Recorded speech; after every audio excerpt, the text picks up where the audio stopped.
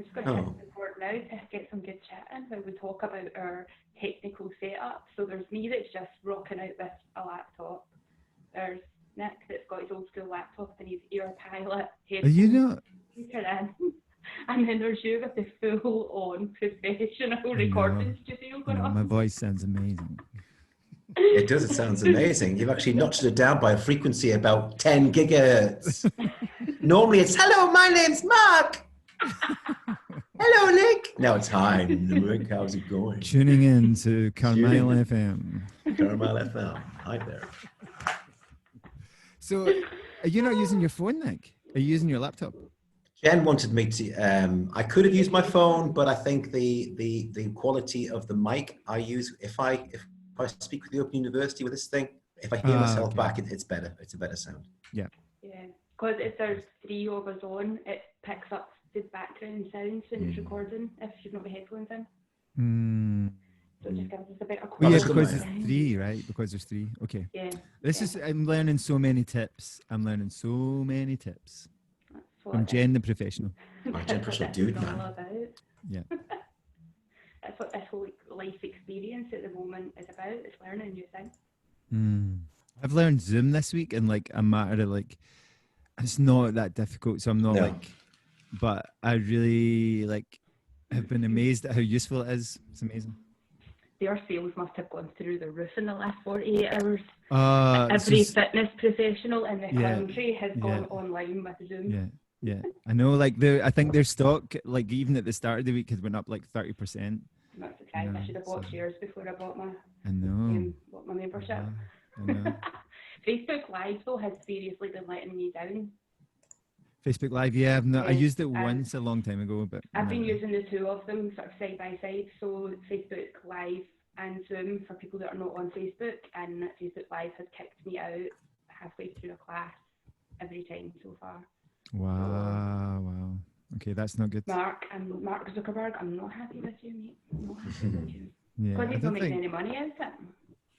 Yeah. Well, that's true. Yeah. Facebook, I think Facebook's staffing must be really down because it flagged a post that I'd put on. It was really innocuous post. And I was like, oh, I don't know what. I've never had anything flagged in my life, but I think there must be sorts of weird algorithms or something just now. So. Well, I tried to log in. I've been trying to download some of the videos that I had put on to Facebook Live, and it's not working. So I thought I would try and Chris's computer because I use a Chromebook, and he's got just a normal PC laptop because I didn't know if it's a Chromebook issue. And when I tried to log into Facebook, it told me I wasn't allowed to log in anymore because I had been spamming too much. Jen, you're kind of breaking up just now. I don't know if that's happening for you, Nick. Is that happening for you? No, it is. It's not for me, but some of my OU colleagues are trying to download exam files, and they're finding it really difficult at the moment. The whole. So it could be the internet. Rather than anything else. Yeah, it will be the internet being overwhelmed with just this huge bandwidth. I mean, this video exchange is a lot, But it's just to fit you in, Nick. Heat. There's a little Sputnik around my heat. So far, this has been the most different podcast that I've recorded today. What is that? Nobody's introduced themselves yet. Oh. Okay. Just got these 2 random guys on and we're just talking shit. Yeah. Well, surely everybody knows each other by now, for goodness sake. Jen, I know both of you, but do our listeners know who you are? Probably. So how would you? All right, Mark, your turn. You've got to introduce yourself. 30 seconds maximum. No. What I'm going to do is I'm going to introduce Nick. Oh, okay. Oh, nice. Yeah, you introduce you. Excellent. So that's how. Are we still going 30 seconds? 30 seconds. No. For me, 10 minutes. Mark, 5 seconds. Okay. Yeah. Go, Mark. So I'm going to tell you about Nick Constantine. And actually, it's really hard to fit Nick into 30 seconds. No, fake picture. Nick has done literally everything you ever talk about. Nick's like, yeah, I used to do that. And it's like, I used to be. So you talk about golf. It's like, I was almost a professional golfer. You talk about being on a cruise. Nick's like, I used to be in the Navy for 10 years. Anything that you've done, Nick has insight, and it's great. to have him for the insight. He's also a teacher, school teacher, or and now a university teacher, also a chi running instructor, a yoga instructor. Tell me how many seconds I've got left. Is anybody timing this? Just keep going. I'm not timing. Who Okay. cares? And he is also a husband and a father, and he is a very generous soul and an enlightened exquisite spirit. sourdough baker. Oh yeah, yeah. You see, oh that's the one. That's the number one. The most important one. That's the most important one of them all. That's the one. The food he feeds us. He's a baker. He's a baker and the candlestick maker. You probably have you made candles before, Nick? Actually, I haven't made candles before. Nothing I haven't done. Have you made candlesticks or candles? No, I've been Mickey Mouse though. You've missed out Mickey Mouse. I was Mickey Mouse for about 2 weekends. Okay. Yeah, he missed that crucial role in my life. But that's it. He's nailed it. Yeah. Anything else you've missed? No. Oh, not really. Sports teacher, I suppose.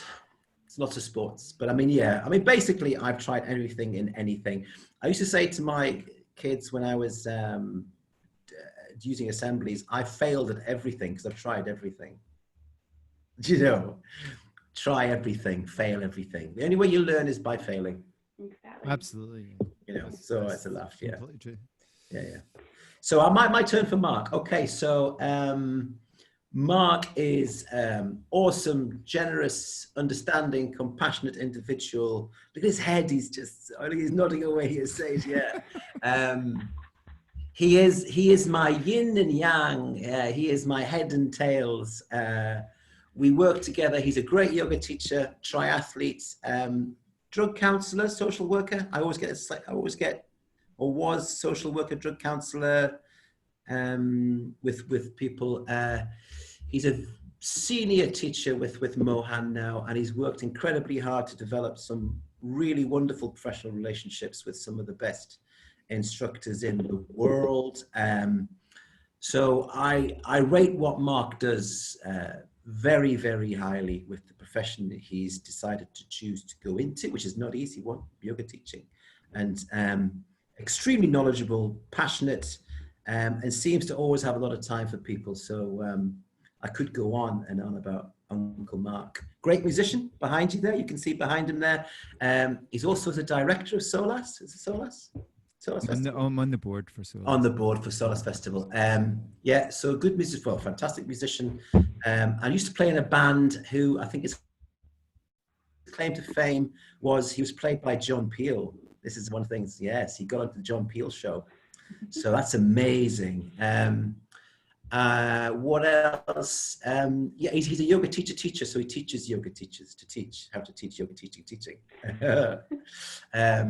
And we do retreats and workshops together at times. We're not actually joined at the hip. You'd think we were joined at the hip. But we have very opposite lives, if you like. We come together at certain times. So in a nutshell, is that Mark? I probably missed out a few things, but a great cook as well, actually. Also a good cook. Doesn't make bread, does he? Sourdough? Maybe.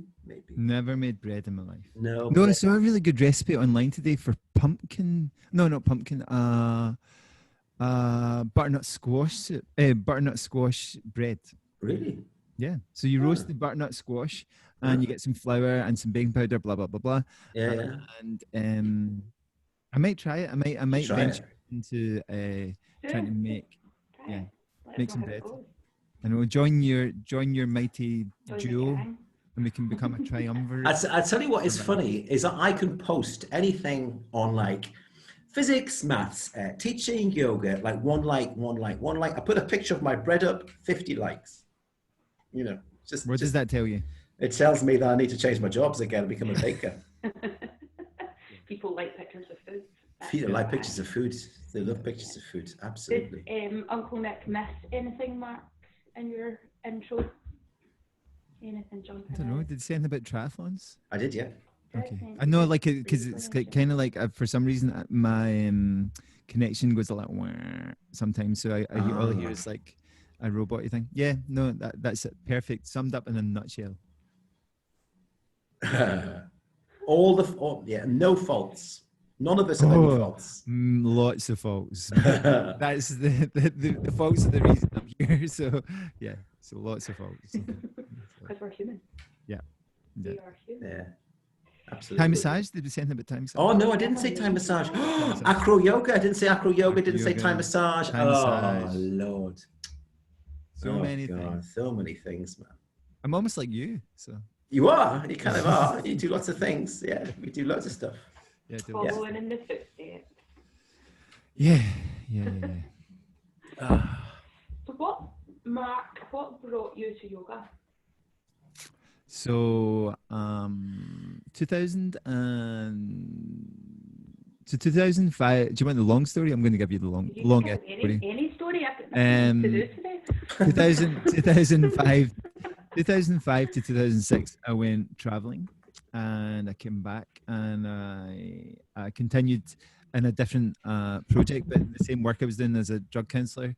And my brother said, "Do you want to do a triathlon on the 1st of January in Edinburgh?" And I was like, "Nope, I can't imagine anything worse. It means you would have to run, and running's terrible for your knees, so I don't want to do any of that." But anyway, I ended up doing it with him, and there's a really good triathlete from Edinburgh. I kind of fell in love with the sport, and there was even though I was terrible at it, there was a really good triathlete from Edinburgh said you should do Pilates or yoga or something. So when I'd come back from a trip, I joined the gym, and then I was like, oh, they've got a yoga class or two. I'll go to the yoga class. And I just started going along on a Saturday and then on a Sunday, and it was two different teachers, different styles. And I kind of enjoyed it, I was like, oh, it feels nice, especially lying down at the end, felt amazing. I used to watch the clock, and I still tell people in classes that today, when I see them watch the clock, I'm like, I see you watch the clock. I used to do that too. Can't wait for Shavasana. So yeah. Do you want me to carry on from there and how it developed? Yeah. Okay. Yeah. How did you become the person you are today? Oh, Lord. Oh, my gosh. Oh, wow. Okay. So around about 2010, I got, I'll give you the sad version. I got engaged in the summer of 2010, and it kind of fell apart by the end of 2010. We were at long distance, and it just became more and more difficult. So when that fell apart, I was like, okay, I've got all this energy. And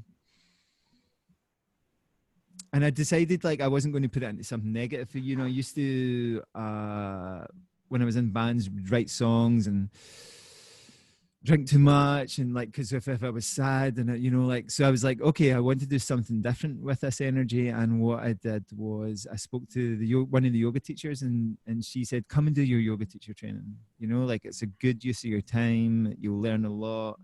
And so I joined, I met with Julie Hansen and did a yoga teacher training with Seasonal Yoga in Glasgow.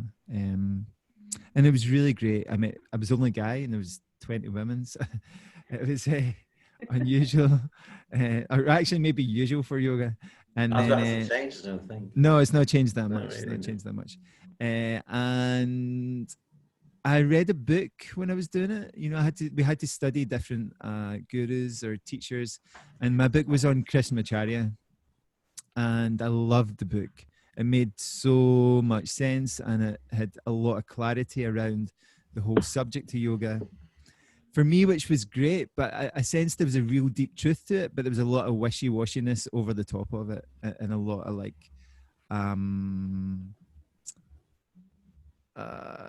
am I going to put this? A lot of information that wasn't that useful, or that tied down or nailed down. So this book on Krishnamacharya was by A.G. Mohan, and it sounded like he'd spent 20 years with Krishnamacharya. He sounded very grounded. He sounded a super solid person. So in 2013, I went to India to find him and do a course with him and his wife. And I've been a student of him ever since. He's the living embodiment for me of what the practice looks like, him and his wife especially, so. And they also have two amazing children who I'm now students of too, who are phenomenal teachers. And Yeah, they're a really incredible family. They're really amazing people. So I'm totally happy to take all my own teaching cues from them, and also from a few in terms of movement and anatomy and other yoga stuff. There's Gary Carter has been a massive influence, and in a smaller scale, Leslie Kaminoff from New York, who I was speaking to earlier today, is also an influence. So yeah, there's been a lot in Pete Blackaby from Brighton. There's lots of really good influences who've come in and shaped my own yoga teaching, my own understanding of yoga. But the Mohans are the bread on for your bar. well, they're just really the foundation of it all, you know. So that's me, man. That's where it's come from, and it's an ongoing journey. Like I'm always looking to like expand my own understanding of what we do, expand my own practice, bring other people into it too, you know, and finding as many tools that you can to bring and draw people to what yoga is really for, which is still in your mind, you know, and dealing with your mind. Everything we deal with is through our own consciousness and through our mind. So therefore, if we have an understanding and a little bit more control over that, then everything else is okay. Like even though everything that's going on just now is difficult and it's maybe paining some people, but for me it feels like a fresh start for humanity in some ways too. So yeah, definitely. Thanks for sharing it, Mark. You're welcome. Uncle Nick. Uncle Nick. Do you remember where that came from? That was Hannah. It was Hannah. Was it Hannah? Yeah, when we started our teacher training with you, that's coming up 3 years ago now. 3 years ago. Yeah, and Hannah started calling you Papa, and I was just like, I don't know that Papa is quite right. It made you feel a bit old because Hannah was only. I don't mind the ages. We adapted it to Uncle Nick was more appropriate for us to call you rather than Papa. I don't mind. It's fine. It's honestly cool. Papa Nick sounds quite good now. Quite like Papa Nick. You want it changed then from Uncle Nick to Papa Nick? You can call me anything you like. Okay, it's fine. I'll stick with Uncle Nick. Oh God. I don't feel 5 years to 60, but you know, that's okay. You're not 5 years to 60. I am. No, you're not. Well, I'm not really. I am, but I'm not really. But I am. Yeah. We've got to look in my at head. I'm not biological age rather than you know, our age in terms of years. I mean, mentally, I feel like mid-30s. I don't feel like, you know, feel sharp. I feel sharper now. This is segued in nicely to yoga, I suppose. Are you asking how I got into yoga or how I got into life? We know how you get into life. Just general stuff? I'm presuming you arrived in life to say okay, well, no. I'm going to... No. You can probably... I could go on about this one. So I always say to everybody, because I might be mildly Aspergic. When I was 4, my mum took me to the doctors and went, this kid's just not speaking to anybody, man. He's just weird. He's counting his sports mixtures. He's putting them in columns. And the doctor just said, he's just that kind of kid. So what's that? I can hear a funny bang bang. Oh, that might be me, sorry. What are you doing? Drumming your fingers? I was moving the table about. Oh, yeah, as you. Sorry. Both hear that. Yeah, I mean, dare I? So, this relates to Sutra Chapter 3, Mark, but about the idea of just focusing in on something. And when I was 4 or 5, it was 1969, and I looked up and I saw the moon, and Mum said, "There's some men on the moon," and I went, "Shit, man, that's amazing, right?" You look at the moon and you think, wow. And I just looked up and I thought, stars. I looked and I kept looking up. And I've always, you know, my first degree was in astronomy and astrophysics and other stuff. So I've always been looking out. The cosmic intelligence, the all, just this huge, great thing that is the universe and cosmos. So I've always been outwardly thinking, an avid reader, a few hard calls, For me, if it doesn't work, I give something 3 times. If it doesn't work on the 3rd time, I bin it. So like Mark was saying, I might hear some people talk about yoga this, yoga that, yoga this, yoga that. But if I try it and it doesn't work on me, I'm not going to teach it. You know, it's just not going to happen. So after all of the other stuff I've done, I came to yoga a bit similar to Mark in a sad way. Is we lost our first daughter 20 years ago, so 1999. And 3 weeks later, I just got on the mat, got on the yoga, just got on the yoga mat, with my first teacher, Helen Bedford, who's an Iyengar yoga teacher. She's now a senior. Awesome. I love her to bits. And she's my fellow community director in the space. We work together. So it's a great little circle of completeness. But really, for the first few years, it was just after going through 3 years of making, which I'll never talk about, but making very, very hard choices about, child health or not, and decisions you make medically on other people. You just need to find something to start to calm your mind. So for me, yoga and running and cycling and being was a way of curing mental health. I mean, even at 33, 34, I can remember saying to myself, or to Claire, that's my wife, I've got about 6 or 7 or 8 years of working hard to change the way I'm thinking, because my mind is just completely, my whole body was just racked. Mark talked about emotion, but your whole body was just resonating with just trauma, PTSD trauma. So it's taken a long, long time for the body to heal, which is fine. Running kind of helped, but I think yoga's helped the most.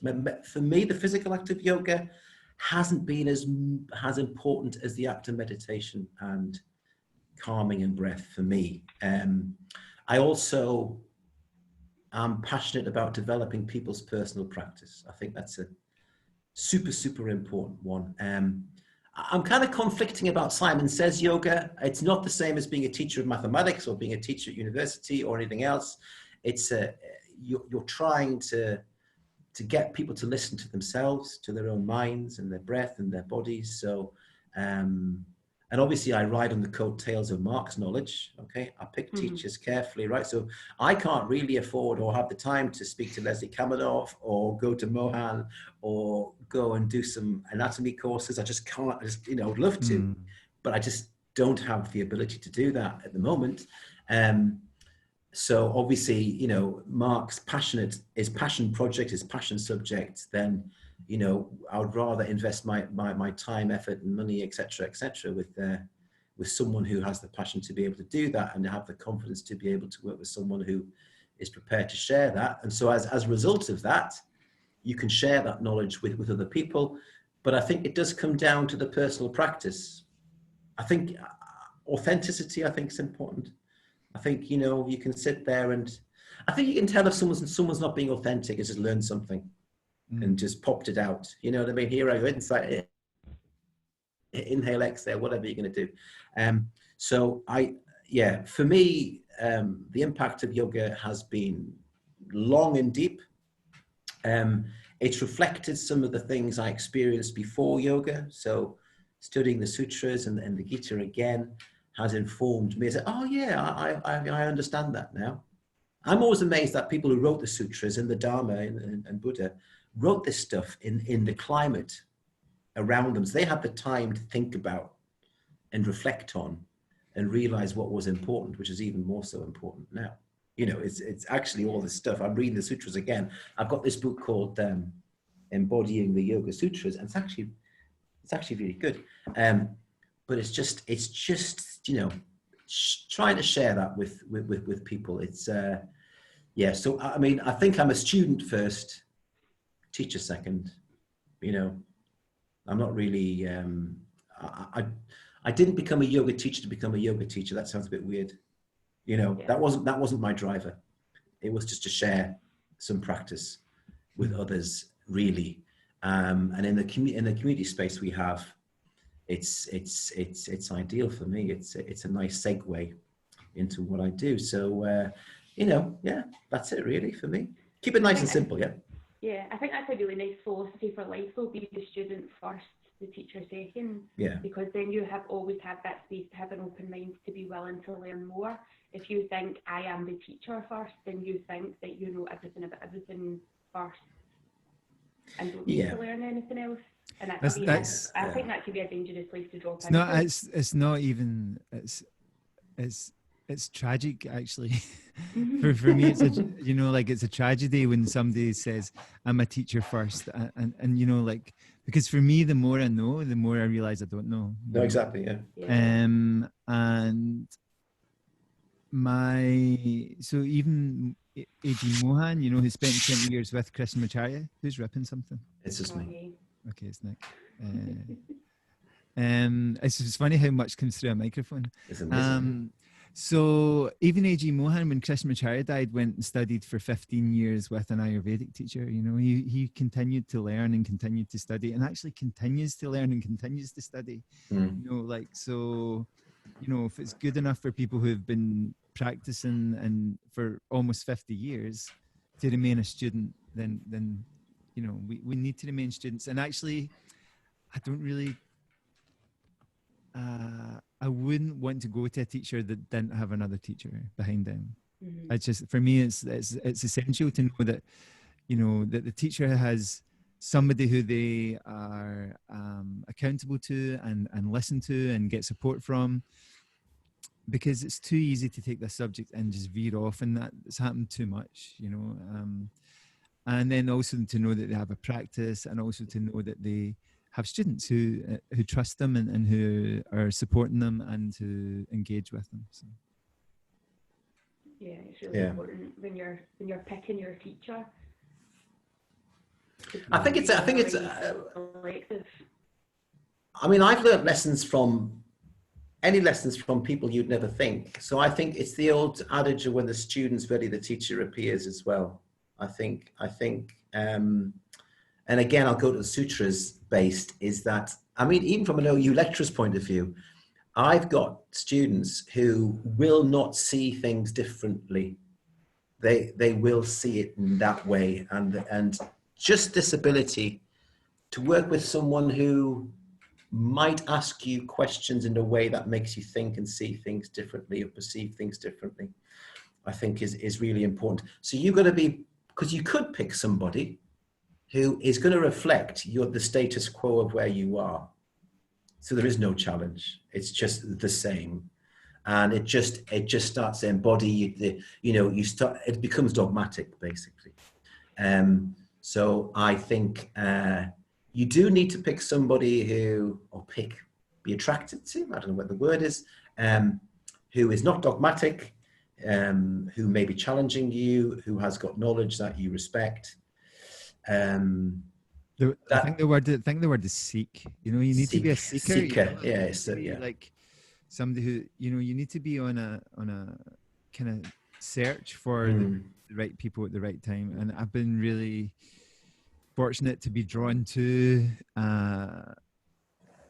people who I really trust and can learn from. That doesn't mean people who are perfect, because I don't want to deify any teacher, but you just want to know that you can trust them and that they are a solid foundation. Whether that's Gary with all the anatomy and movement stuff, or the Mohans with all the yoga teaching and philosophy and the deep practice of yoga. So, So I mean, Gandhi said Hindu, I think, means searcher. So we're all Hindus. And he also said we're all Hindus and we're all Christians and we're all Jews and we're all Muslims. And we're all, But it's a good point. You made the point, searching. Yeah, the people who come to me, maybe to come to Mark or come to you, Jen, maybe people who are searching and just asking questions. I did struggle a little bit about who are my demographic who come to me, and I couldn't quite work it out. I went, actually, it's just people who are asking questions and are passionate about finding out. And that's it. And also a bit Eric Schiffman here, but kind of like there's something bigger than small mind. There's big mind. There's this like universal, cosmic all, as he would say. But I think there's, we do have the arrogance as humanity to think sometimes we have the answers to all the questions. And listening to everybody talking today about the virus, you can see they're trying to rationally control it, which is, science is fantastic. But, to deeply understand what's happened is going to take a little while, I think, But yeah, searches. Looking for love. I'm going to find my way. Taylor Dane, isn't it? Yeah. Searching, looking for love. I'm not even sure who you're talking about. It's a 1980s song. You'd know it. Nick used to also be in a choir. I did, yeah. So there you go, man. Yeah. That was the latest learning from you. What were you, a baritone? Do you know, there's a teacher just joined our yoga station, and she was talking to, I met her, she was talking to me, and I said, where are you from? She said, from Scotland. I said, no, whereabouts in Scotland? Come on. She's from East Kilbride. I said, I know East Kilbride. She said, I said, I do know East Kilbride. It's up the hill. I said, I know exactly where it is. It's up the hill. Up the hill. It's that freaking hill, man. But she is a singer, and she was in the West End in London, and she's decided to come back to Whitney Bay to form some kind of like breathing, singing workshop in the community space. She's called Alison Benny. I was really impressed with her. She was really good. So we've got an East Kilbride girl now working in Whitney Bay in the community station. What do you call somebody from an East Kilbridean? I don't know, maybe. I don't know. I've got no idea. East place. East Kilbride. East Kilbrider? No, East Kilbride. The snowy city. Yeah.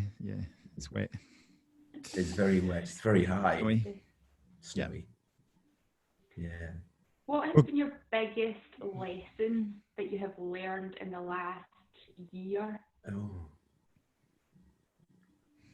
What was the biggest lesson in life? Yeah, just the biggest lesson that you've learned in the last year. Stock up in toilet roll. I know. Don't let yourself run out of toilet roll no matter what you do. Yeah, and make sure you buy as much pasta as humanly possible. So that's no, but yeah. Let me think.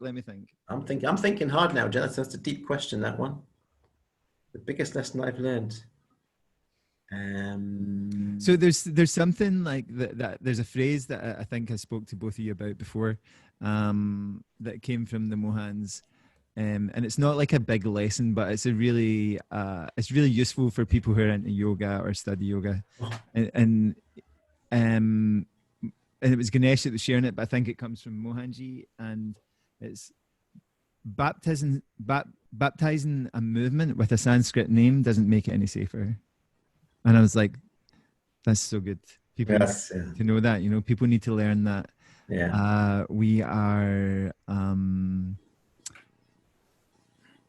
Our physical body doesn't know the difference between, these practices, whether we call it Nadi Shodhana or alternate nostril breathing or whatever we want to call it, or we want to call folding forward to touch your toes, Uttanasana, or just tying your shoelaces. I'm like, yoga's not, that's not what makes yoga amazing, just giving it a Sanskrit name. What makes yoga amazing is the level of self-inquiry that you're doing when you're doing any of these things, not the name you give it. So I guess that was a big statement. I learned so much when I was in India with them in January. But yeah, so much. I'm trying to think another, do you mean like a life lesson or just like a little snippet that I learned from somebody? Whatever that question meant to you. Okay. You have to be more specific. I have to be awkward. Well, no, you just tie it down, nail it down. Okay, I was asked when I was being podcasted with Yoga Scotland. Is that the lady who was Yoga Scotland? It's with Lindsay Porter from Yoga New. Yoga New. She said, any quotes you use in yoga a lot? I went, actually, There are two I regularly use, if not three, and I've used them quite a lot in the past 2 years. I've been teaching. Number one, yoga is a work-in, not a workout, which I'll be, it's a Mohans kind of, this one. Number two, it's a Krishnamacharya one, is you can cheat the body with the will of the mind, but you can't cheat the breath. So if your breath goes, I said you're doing something, but it might not be yoga. And number three is another Krishnamacharya one. It might look good for the photograph, but no, it might not be good for the photograph, but it's good for your yoga. Sometimes they use those three. That's a cough, right? Don't worry, it's okay. It's all right, you don't quite like. Oh God, yeah, it's fine. Yeah. Social distancing. The other thing this past year, since obviously I knew it would take at least 5 years to kind of fully, go through the first cycle of being a teacher takes about 5 years. It's about that long. First cycle, right? You get to the end of it. Is that what you learned from your first teaching, like career in teaching, from working in the schools? Did you work out that it took about 5 years to get through that cycle, or did somebody tell you that? No, that was my observations of me, is that I decided that by the time you go through the process of seeing something, experience something, and mastering something, you go back round to seeing something, experiencing something, and re-inquiring and re-inquiring and refining and refining. It's going to take about 5 years. And then I got to the 5th year and went, I haven't learned anything, man. I'm going to go back again. I'm going to just do it again. So sometimes I've gone off a tangent now, is that quite a few teachers, I get a sniff of this, is I think I don't want to suggest too much, they might be stuck on the same script, going out the same stuff. And I might not be for everybody, but unless you are continually questioning and reflecting on your own practice, then there's a real danger. If you hang around with the right people, it's not going to happen. But if you just get a bit of an island in yourself, you could happily just continue to churn out the same old. But back to the point about you made about what have you learned. Basically, I've learned that I'm still learning. But those 3 quotes generally keep me grounded as to what I'm kind of trying to do with those people. What's interesting is because I used to work in sports and sports observations as well with kids. That's been quite useful, looking at people's body habits, just how they do something. And that's been quite advantageous, not to come at it from you can imagine you having a yoga practice for years, but not having worked with people, becoming a yoga teacher, that would be quite difficult to get into. But because I'm kind of used to observing people move from a running perspective and a sports perspective, not the yoga perspective, but just moving, just balancing and just moving. That's been quite useful. And that may just be it. I mean, I think my teaching practice in 5 years' time will be completely different to where it is now. I hope it is, actually. I hope it is. If it's not, something's gone wrong. Yeah. Do you find that useful as well, Mark, because you've got this background in triathlons and how you teach? So some yoga teachers maybe only know yoga. Like I came into the industry from personal training and fitness side of it, so I've got a very different view of it than some yoga teachers that I've spoken to when they've tried to teach something, and I've just thought, oh, why are you doing it that way? That doesn't make any sense to me, because that's just the way they've always been taught it. Yeah. So I guess, and you guys have heard this before, but I always say, so I quite often teach in rehabs during the week, and so I'm really glad I got to continue that from the background I had and working in as a drug counsellor and eventually as a service coordinator of a service. That all we're going to do for the next hour is stuff that you do already. Okay, we're going to move, we're going to breathe, and you're going to think. And usually I let people guess that that's the 3 things. And the practice of yoga is only those 3 things. There might be other things we do, and we call them different things, but they all involve movement, they all involve breathing, and they all involve thinking. So whether that's if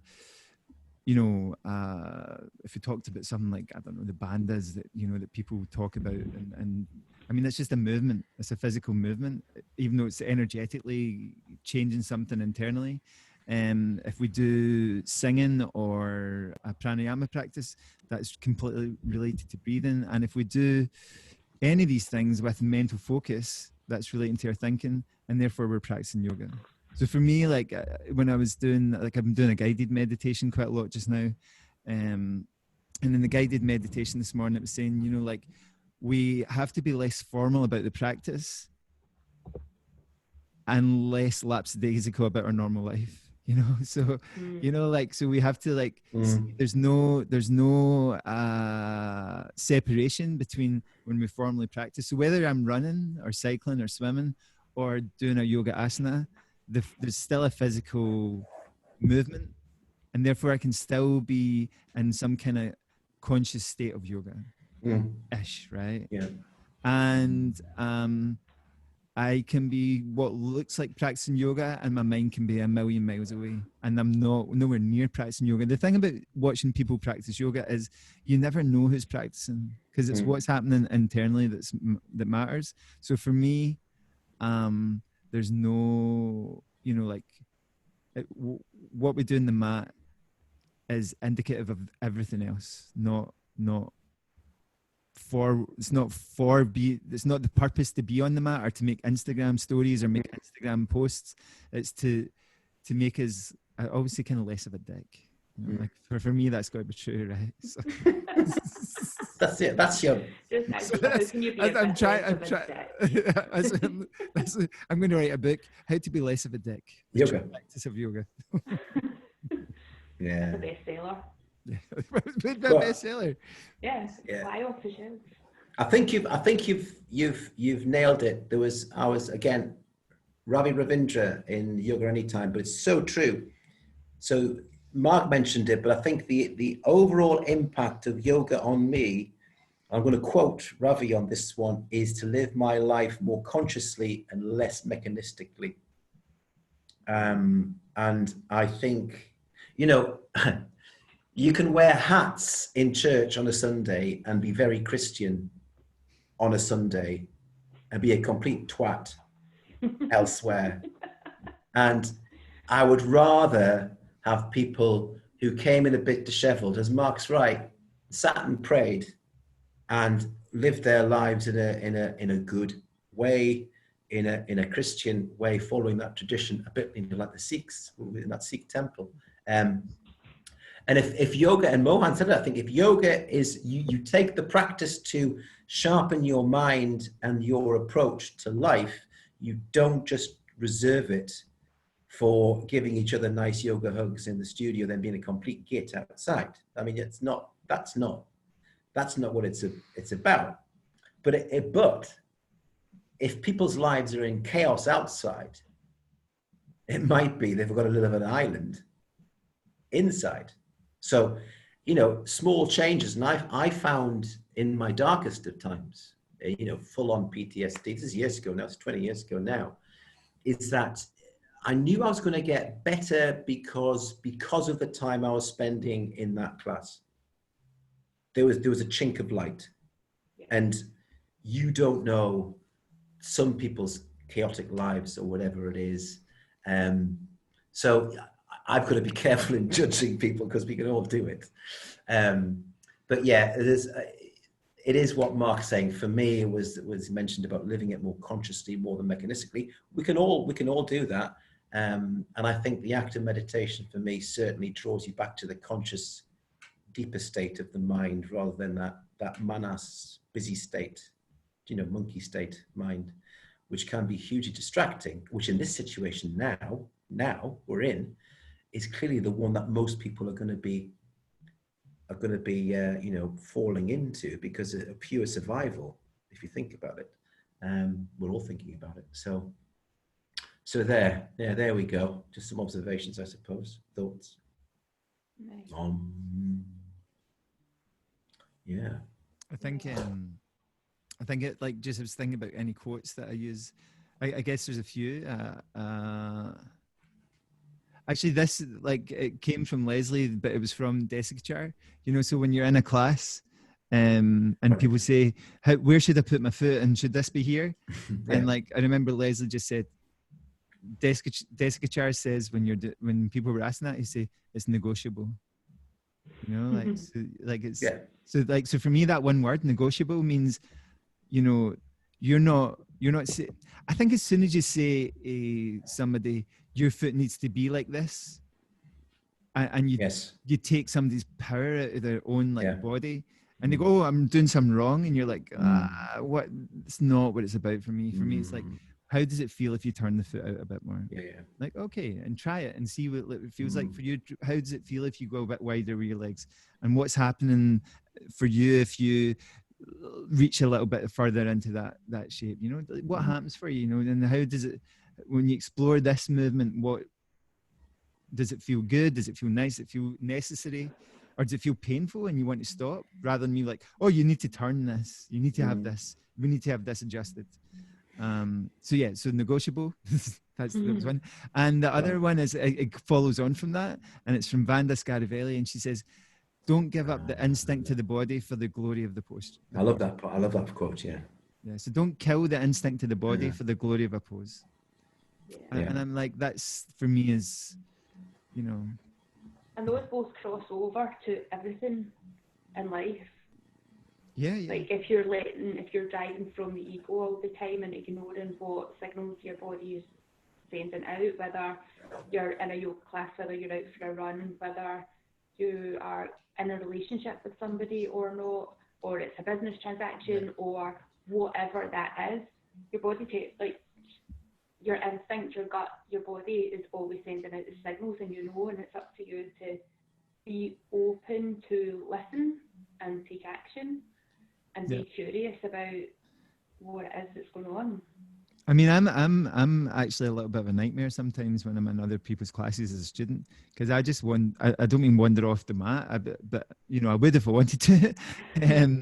But I just kind of wander off and start to do my own thing. I go, oh, what's happening here? This feels like, oh, I'm going to explore this movement for a while. And the teacher's away on and looking at me like, what's he doing in that corner? And I'm like, it's fine, just leave me. I'm doing one thing. So when I see people do that in my classes, I'm like, bravo. Yeah.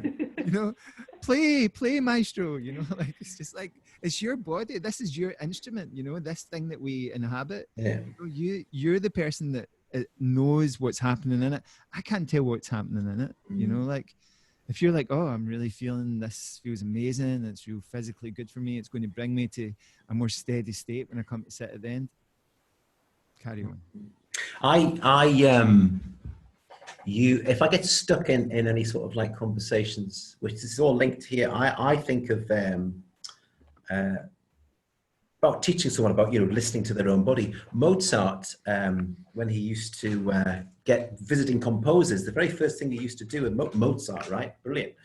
Used to make them write out all the scales, every single scale in music. Well, not jazz scales, but every single scales.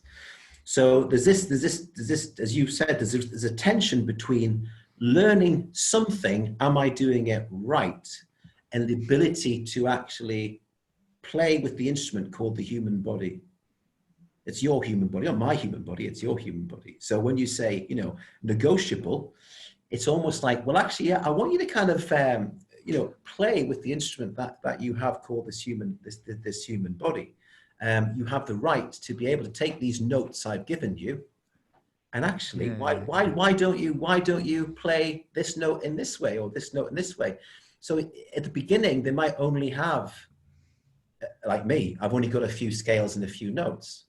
But actually, yeah, it's funny. It's enough. Mohanji tells a story, and he says there's a young girl, and she's in bed at night, and her mum comes over and says, "Okay, it's time to say our prayers," and the little girl goes, "Okay, mummy," and then she starts going A, B, C, D, E, F, G, and she continues through the alphabet.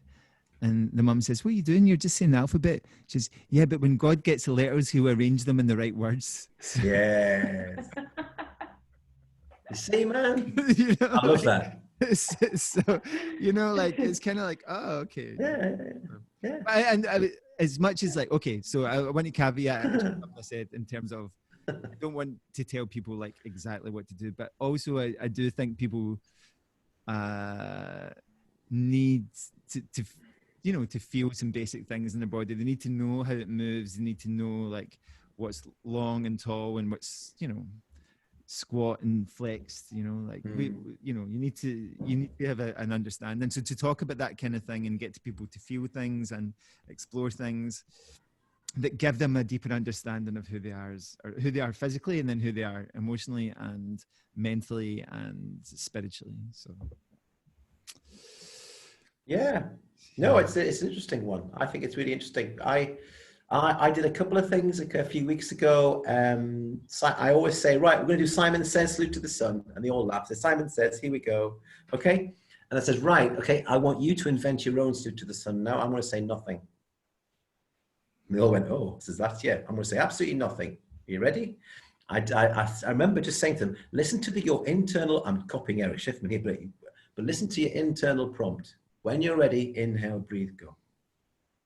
And just, you know, because you've done it so many times with me, you know it. But I think you listening to my verbal instructions is actually distracting you from you. And then the final one, we did it all with our eyes closed. You know, just close your eyes. Just you know, what the hell is that? Is that you? I think it was Jen's phone. My phone vibrated, sorry. No, it wasn't the phone. That was something else. So a little Jen noise. So no, like Mohanji says, like your human urges, you've got to let them go. You know, just let them release. You can't, don't never resist a human urge. I mean, like burping or sneezing. Burping and farting, you're talking about. Yeah, I'm talking about farting. Yeah. Yeah, and not the other. Yes. I didn't fart. No. Yeah. No. So yeah. So back to that when I was rudely interrupted by your phone. So that's actually quite interesting. Eric Schiffman says as well, I like the way he said this. He says, if you come from a background of Iyengar, he says, I would vote for Iyengar free. If you're from Ashtanga, I would vote for Ashtanga free. If it's Hatha, it's Hatha free. But I think it takes a long time to build up that kind of those notes and conversations with your body. You can still do it, obviously you can. But I think it's an interesting balance between, and this is a teachery thing as well, about what is the teacher there for, you know, giving something. And this idea, you know, of perhaps in any of your classes to, right, here's 5 minutes of free practice, here we go. What are we doing now? You know, it's like, whoa. So it's... I actually try and do that at the end of most of my classes, you know, like in terms of, okay, just do whatever you need with your body. You know, just listen, open up to listen, to hear it. And, you know, we don't instruct babies how to move. They just learn how to move by trial and error. You know, we don't instruct our dogs how to stretch out. They do it by trial and error. You know, I think it's really important for people to have a little trial and error time. No, I agree. Pandiculate, man. Pandiculate. Pandiculate. I always say that wrong. Pandiculation. Pandiculation. What do you say?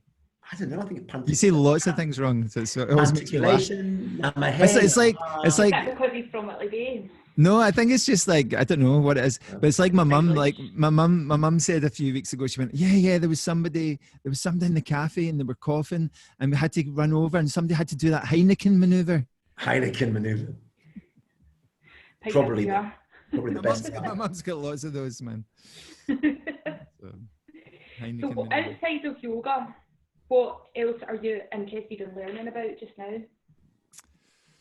Paper folding at the moment. I saw that, paper folding. Yeah, he's very good. That's linked back to your mathematical stuff, isn't it? Isn't it, man? Yeah, mathematical origami. Well, it's not. I've got plenty of time on my hands, haven't we? Yeah. I really want to go back to drawing. A couple of years ago, I really started to learn how to draw, and I really loved it. And like I came, because I was super committed to practice, I came a long way. I came from like somebody who could not draw at all to like somebody who could, at least you could recognize the body part that I was trying to draw. Mm-hmm. And I got used to like light and shade, and I remember the technical names for everything, but like it was really a fascinating process, you know, like and just watching myself learn and grow. I kind of want to get back to it, you know, and so I should take some time over the weekend actually and do some drawing. Yeah, I think it's really important if we're all of us are fairly much teachery, you know, we're in kind of teaching something, we're doing something. I think it's really important to learn a new skill. So I learned how to bake bread, but Jen was killing hair pulling when she was learning how to bake bread. Fuck. It was a year it took me to get a loaf. Yeah, it's it.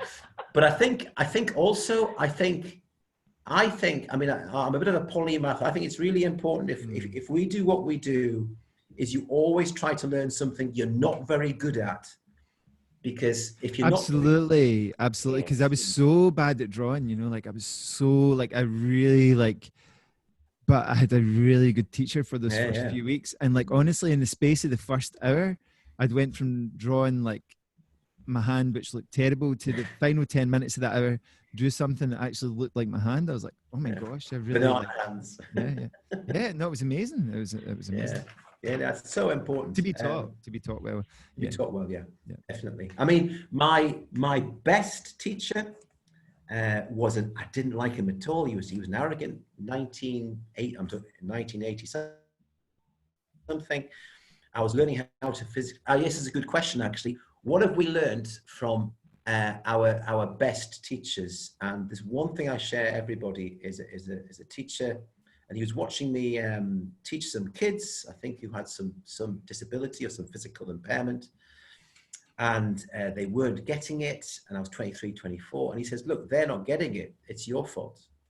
It was not Einstein said that you don't, it's not Einstein said you don't really understand something until you can teach it to a 5 or 6 year old. Yeah. So he just said, if they're not getting it, it's your fault. You haven't broken it down to the point where they can actually grow and develop. And I'm super conscious of that actually. And when I'm teaching and I see that people aren't understanding, I'm like, the problem isn't that they're not understanding. The problem is I've not found the right way of explaining it to them. I know. You know, like, so I will go back to myself and go, okay. And I'll say consciously to people, I'm like, look, I've not explained that very well because I can see that I've not made this movement clear or this breathing pattern clear or this way encapsulating this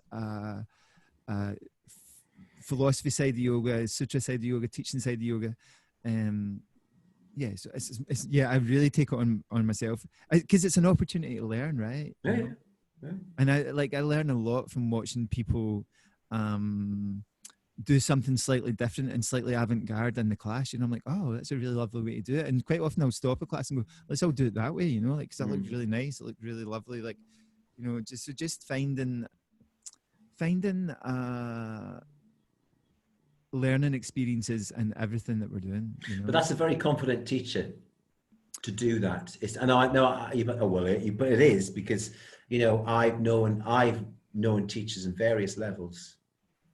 And that's to do with constructivism versus behaviorism. We had that chat 2 years ago about, you know, teaching in the behaviorist way, which I think is how Iyengar probably taught his students how to be behaviorist. And you follow these sets of instructions, and this is how you will do it, and this is what you will do. But actually, and Patabi Joyce and Bikram, you know, all those guys were. Which is kind of like permeated throughout yoga culture. Unfortunately, like it is very like. You will, or you should, or but it takes a lot through culture. You must do this way. Yeah, setting up a franchise, setting up any kind of system where it's like this is the way that it's to be done. It's scripted. It's scripted. But that's not the best way of learning. Constructivism and social constructivism, where you build the knowledge from where you are, is that way. But it takes an awareness and a very good teacher and trust in it takes a quality about what you do and how you do it to develop that. And it basically is, if we were to design, you know, I mean, Mark's doing it with the yoga teachers, it's the long haul way of working. It's not the short haul. It's the investment in time and energy. We could have easily popped down to hot pod yoga for 5 days and got a bit of paper with crayon and said, I'm a yoga teacher, and printed it off and just slapped it up. Which is, so, you know, I think the validity runs deeper than a bit of paper. And in the commercial environment which we are in, people will be drawn to you because of the quality with which you're doing. The problem is, it's an old thing. They don't know. Yeah. So they might go to certain, I don't want to be too critical here, but because it might be very helpful for people, they might go to certain teachers, whatever, and learn in a very behaviorist manner. This is what to do. This is what to do. Do it this way. Do it this way. And they think that's the right way of doing it, and they haven't been presented with an alternative and gone, oh. And, you know, I've had people walk in and walk out of my classes where they've clearly had a go. And I think, you know, Nick Free, maybe they're probably not entirely their liking, but how do they know? You know, don't know. I know I didn't know that, but I don't know. And that's quite a difficult one, I think. But I'll go back to the purpose of yoga that Mark was talking about. I always go back to, you know, the sutra. What is the whole point of yoga? What is it? What is the whole point? And it's the, you know, body, breath, mind connection. And that's it. Just keep it nice and simple for a class. Personally, I would have thought, because that's the opportunity for people to experience those three things. Yeah, I think so for sure in the class, and it's like it's a useful medium for the introductory part of yoga and getting people moving and connecting to their breath more and watching their thoughts a bit more and watching their mind a bit more. But like in terms of where we're going with it in a more in-depth and prolonged period, I'm much more interested in the relationship that we have, you know, the relationship we have with ourselves, the relationship we have with each other as all students of yoga, and maybe some people are slightly further along the path. Yeah. I really like the model that the 12-step people use of sponsor and sponsee, if you want, you know, like where there's just like, you know, we're all working this same program, and some people are slightly further down and they're going to bring you along, or at least point the way, you know, like when guru doesn't mean like somebody who tells you what to do. It's somebody it's kind of like, oh, I can point the way, you know, a little bit. I can maybe point the way, you know, I've been here before a little bit, so I know how to point as in a direction that so we don't hit the pitfalls, you know, or we have the opportunity to avoid the usual pitfalls. So for me, like at the moment, I'm like much more interested in building relationship and community and expanding that and being a little bit of a hub for that, but not the center of it. Just like, you know, hopefully without me, I could walk away and everything still stands. People still are connected and relating to each other and supporting each other and practicing together and individually, obviously, as well. Yeah, you're a node. A node. You're a node. I thought you were going to say a gnome. You're a gnome. You're a node. You're a node. You're a gnome. Yeah, no, it's true. If you can, you know you built something. If you're the scaffold and you take the scaffold away and the freaking thing still stands up, job done. It's there. You know, people have instilled the qualities you're giving them. It's not really that at all. I think it's like another quote that I use, since we're talking about quotes earlier, is the one from Michelangelo where he says the sculpture exists inside the stone, you know, and I feel like everybody is like this block of stone. I mean, I totally include myself in this, and inside me is this really free, beautiful sculpture. And actually, it's not a stone sculpture. Actually, what happens when you free it up, it can move, you know, and it can experience life. And when we get kind of stuck in this stone of what's expected of us, what's what's socially acceptable. You know, I'll say to people like, in terms of like what's acceptable in terms of movement is like, not right now, but when we meet another person, we shake hands. You know, we're like shake hands. I can't come up to somebody and just rub my shoulder against their shoulder, and rub my arm against their arm, and put my head underneath their arm and just snuggle in. But it would be a lot better. Sniff their bum, yeah. Sniff their. I don't really want to sniff bums. Not like touch each other just now. Lordy. No, we're not allowed to touch. No touching. So just touch yourself. Yeah. You have to. Yeah. All that stuff, like the chipping away, is. I would think of it like when you start working in, or if you go for like counselling or anything, you start peeling away the layers of your previous life, like your life experience, and deal with the shit that you've maybe gone through and survived, and then put it to the side, and at another point it's going to come up and you have to then at some point deal with it. And part of that is that chipping away of like, what's the stuff I don't need to be clinging on to, how can I let that go, how can I shed this so that I can get that free person out in the middle.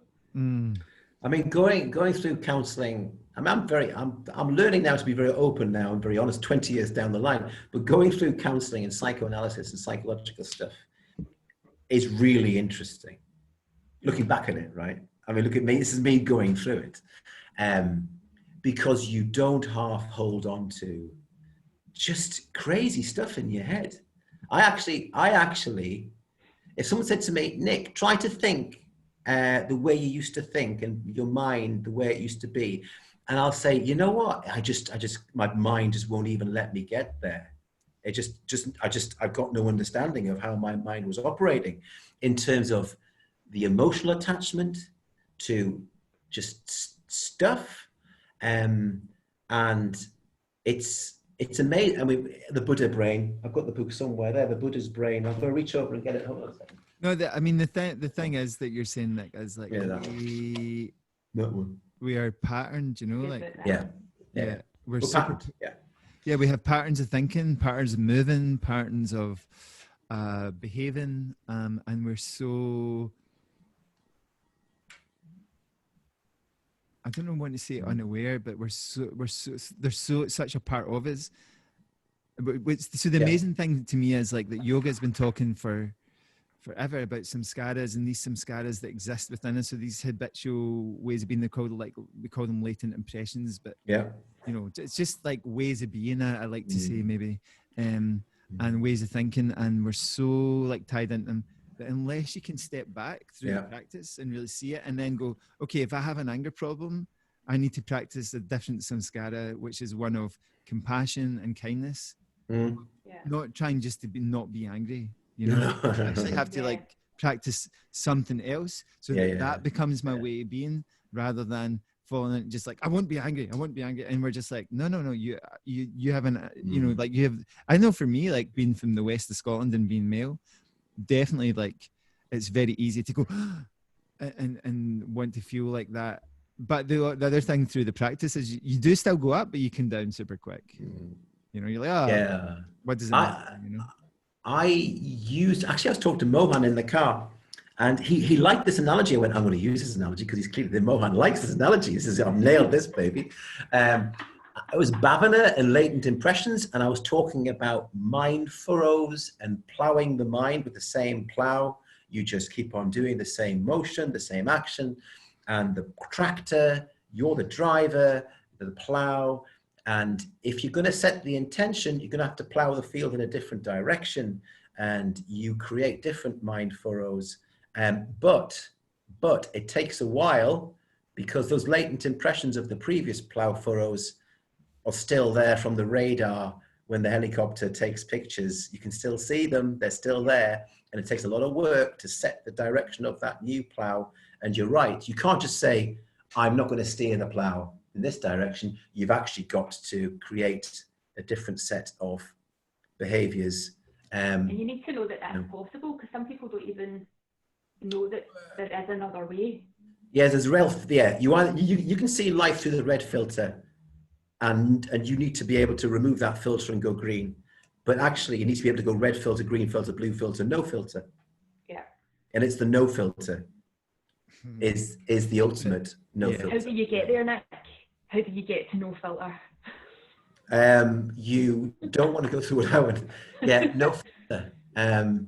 The only way you get to, I mean, like, so I spoke to, I mean, if it depends if you believe in like the Indian way of, your internet connection is unstable. It's just saying to me right now. It's okay. It depends if you believe in this, and I'm not sure about what I believe entirely yet. I'm still working it out, you know. But to take all the filters away, you can't do in one lifetime. Yeah. You know, so to take all the filters away, it maybe means that you as a soul or an energy come back and have the chance to do it again, and your karma the karma from this life is acted out into the next. And this is not a way we think of things in the West. It's not how we apply our thinking to things. Because I spoke to as well. Yeah, I spoke to Mohanji about Ramana Maharshi, who was enlightened at 16, and I was like, how did he get enlightened at 16? What did he do? And he went, it was nothing to do with the 16 years that he was here in this life, you know. It was obviously, you know, he was ready to, and like he is somebody who all these filters were taken away, you know. I'm actually quite attached to some of the filters. I didn't really want to take them away. I think in the next life. I'm keeping that one for this one. I'm keeping that for. I think when people talk about the people coming to end of life and all the filters start to drop, it's only those last few seconds that you're maybe like, oh fuck, I got it wrong. Yeah. Well, I think a situation like we're going through just now takes down quite a few filters for some people. Yeah. Because people start to go, okay, what's really happening right now? What are my priorities? Oh, so everything is closing down, and it's not toilet roll. it's other people, and actually, what is really interesting is to see people go, oh, and it's not Scottish people or American people. It's people, you know, like, or Iranian people. It's people, you know, it's people. We have this. You know, like it's very, you know, Shakespearean, where like if you cut me, do not bleed. You know, like we're the same, and we're going through the same thing. And what's interesting to me is it's global, and no country, no state is escaping this. And we maybe have to go, oh, we're getting this a little bit wrong. There's enough energy and food and finances on this planet to support everybody and educate everybody. Yeah, my friend, I run every Monday. I run with Jez, and he's an economist. He says the world, you know, is like $50 trillion in debt. He says, to who? Who the frick to who? He says, you know, and he's an economist. He says it's just a load of shit, you know. And he's so right. He says it used to be that you go to the bank in 1970s, you'd have the money to put a deposit on the house. There it is. Now it's literally as a key press and a button press. There's no money being transacted. It's just electronic. Yeah. This stuff doesn't actually exist, and it doesn't exist. It's just crazy. It's all numbers on a screen. You know, it's like, oh, I've got this. I have this many numbers, and you have that many numbers. Yeah. And if I give you some of my numbers, can you give me that piece of cake, please? Yeah. or that coffee. Yeah. And they say thank you for your numbers, and. Yeah. Here you have slightly less numbers now, and we have some of your numbers. It is crazy. A bartering scheme. Yeah, it's weird. Yeah, I promised to pay the bearer the value of the. That's the whole, you know, when the gold standard. So it is interesting. I mean, I think that money is entering the lunacy phase. One question I would say is, would the Indian culture, Mark, because I've never been to India, respond to this crisis differently? Only because I think in the West, in particular in the United Kingdom, well, I think of the United Kingdom, is we are, well, I don't know, very Western minds, Eastern thoughts. I'm wondering how India would respond to this sort of viral attack in terms of, conscious, thoughtful, resilient. And toilet paper. Yeah, would they go through this sort of behavior, or are they looking at us thinking, man, they've gone crazy? Yeah, I don't know. I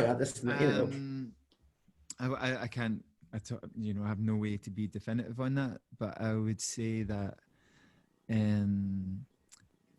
there's just a general lower level of anxiety when you're in India. Like they drive like crazy and it's madness, but nobody ever seems worried about it. I think they have a much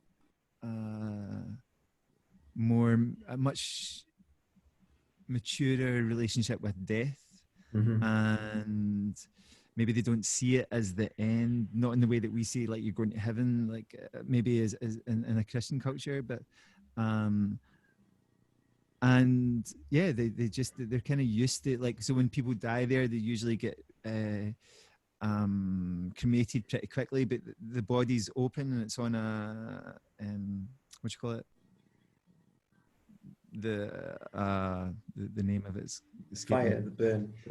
Like it's cremation. Like open, like when somebody's cremated, it's on top of it, not an altar, but that type of thing. A pyre, like a funeral pyre, on that kind of thing. And so it's much closer and there, and I guess it's just something they're more used to, a little bit of sickness and illness, with so many people in the one space. So I don't think they'll be as worried or as panicky, but I know people that are there just now, and it is kind of, I think it's closing down a little bit there too. So I don't know. I think they'll just be more generally relaxed. I think we're freaking out. I don't think they'll freak out so much. Yeah. I think the relationship that we have with death is quite interesting. I was listening to Ram Dass, one of the Ram Dass books recently, and he was saying in one of his talks, he's like, I mean, the ultimate goal is to die. Like, nobody's getting out of here alive. So we in the West very much look at that as dying as a failure. Like, everything's failed because you've died. But we're gonna. You're gonna die. I'm sorry to tell you. I'm sorry to tell you. You want to do it with as little suffering as possible, but you can't get to the end without suffering. You can't live without suffering.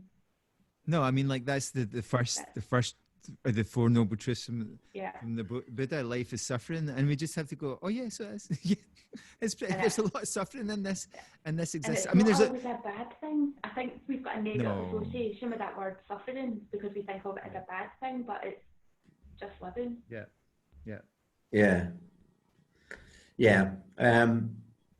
Saying all that, I remember this is similar to about hardship. Yes, how a community faces hardship. So there was a Syrian swimmer in 2016 who was swimming under the Olympic flag, and she was being interviewed, and she qualified for the Olympics and swimming under the Olympic flag. And she said, you don't know how strong you are until you've faced with absolutely no choice.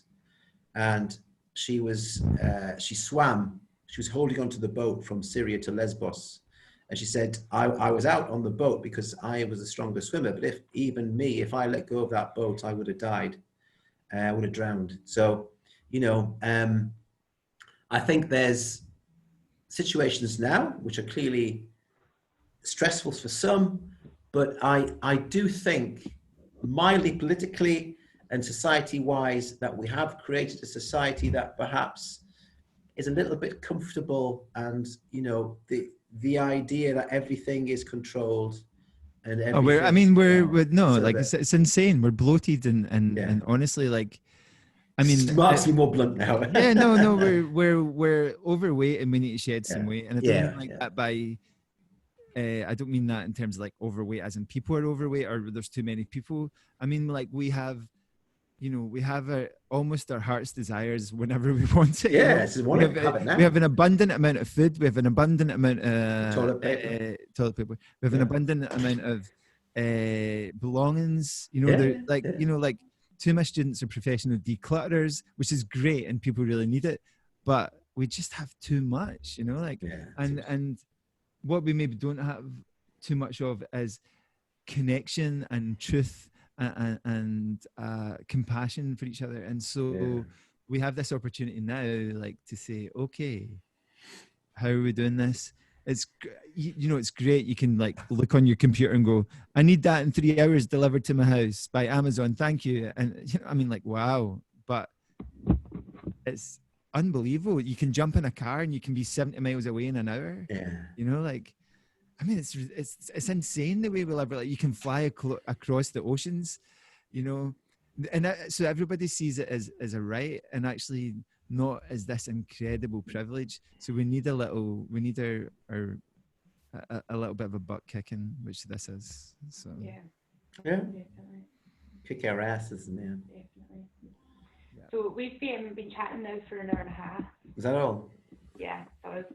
That's like the beginning for me, Nick. That's like breakfast. That's chapter what? That's a wee porridge. That's the prologue.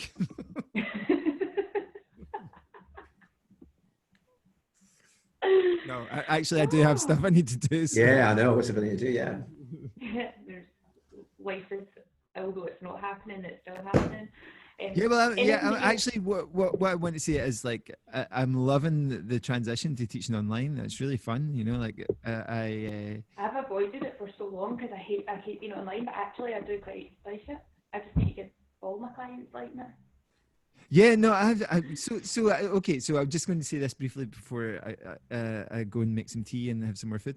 I've been doing classes. So I did one on Monday night, and it was fine. It was the first one I did, and I had to I only found out like an hour before that I had to do it online and let everybody know and try and get everybody set up. So it was great. It went really well. And then Tuesday we did another online one, and I had a friend from Switzerland who I met at the acro yoga training. So she came on, and at the end we all chatted, and she showed us where she was in Switzerland. And then last night we had somebody from one person from Colorado who was chatting, Jessica, and my friend Eliza from Canada. And it's just like, wow, man, this is amazing, you know, like to be all joining together. So it's I love it. Cool. Yeah. Anything you want to finish up saying next? No. I think these are nice little opportunities to catch up, have a wee chat, have a long chat, a wee chat, chat. Oh, here's Catherine. Hi, Catherine. We're online, Catherine. Hi, Catherine. Hi, Catherine. It's my yoga buddies. She's looking at me going, no, she won't speak to you. She's only 30. It's fine. No, we're fine. Come on, fine. Catherine. It's Mark, Uncle Mark. Go and say hi to Mark. Come say hi to Mark.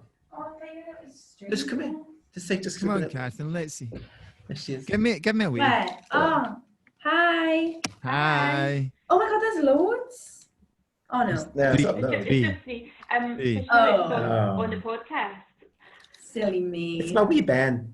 It's my wee Ben. There she is. Okay, bye. Where are you going? Okay, it's good. Okay, all right. Real life happens. I know.